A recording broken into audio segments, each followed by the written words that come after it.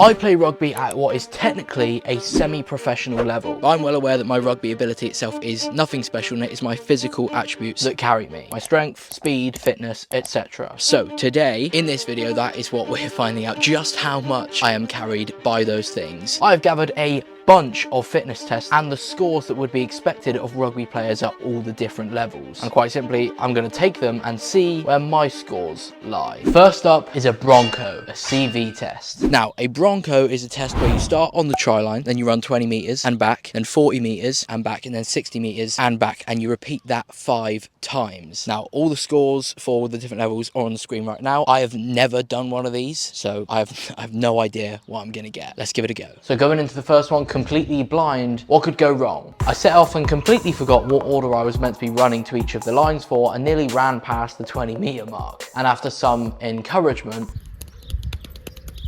rep 1 was 10 seconds above pace, which was great because it meant that I could actually afford to slow down and still get the score. A couple reps later and a sprint-ish finish led to a time of 4:56. Competitive level, we take that. Next up was the big ones, the 1 rep maxes. It was my first time benching since a shoulder injury. Not my smartest move. And after warming up to 110 kilos, I had a decision to make. This is easy, we go 120. This is hard, 115. Come on. It was indeed easy, so 120 was loaded up. However, in hindsight, stupidly loaded up. As that would have been a lifetime PR, and setting a lifetime PR on your first bench session back from an injury is quite unlikely. So we got 110, probably could call it 115, so it is elite level / professional for bench. Not bad. Now for squats. 130 kilos was the deciding weight on this one, but after doing it, I wasn't sure what to do.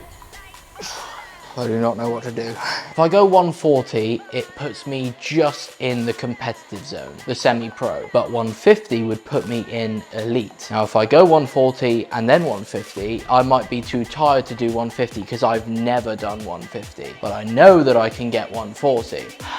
We played it safe and secured competitive, but we wanted more. However, we did not get it, so competitive on squats. Okay, we're at the gym for test day 3. This is the one I've been looking forward to the most because it is a strength test of 2 things I've never done before, and we're getting springy. Because we're doing jumping.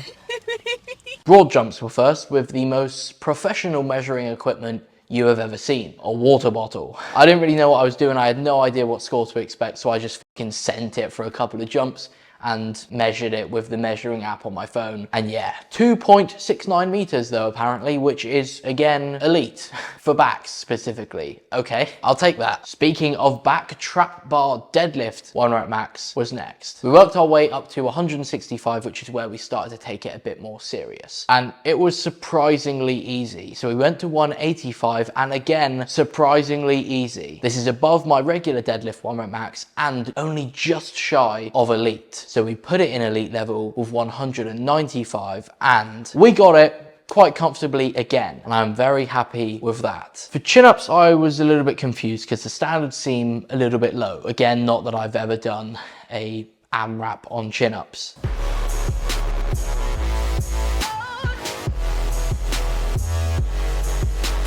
But we managed 21 in total. Okay, final one is speed. 3 tests, a 20, a 30, and a 10. Let's do it. But first, a message from our sponsor.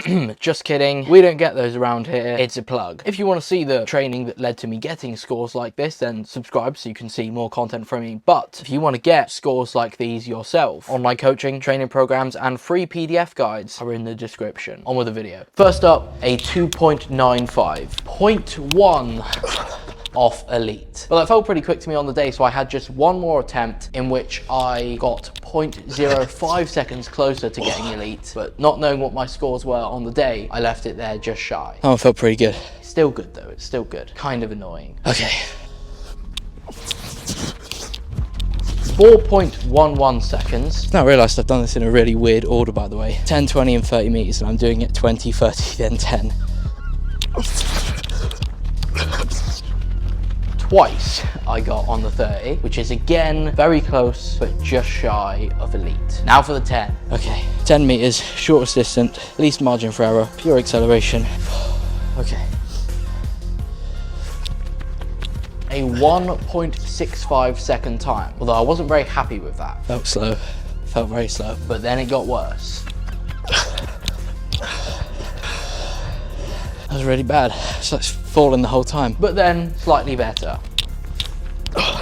Somehow all three of those are nearly identical. Nearly elite, but just shy. Okay, let's see how we done. 5 competitive slash semi-pros and 4 elites slash pros. My theory is true. I'm not actually great at rugby, I'm just athletic enough to make up for it. I guess I'll take that. Want scores like me, you know where to go. Thanks for watching, goodbye.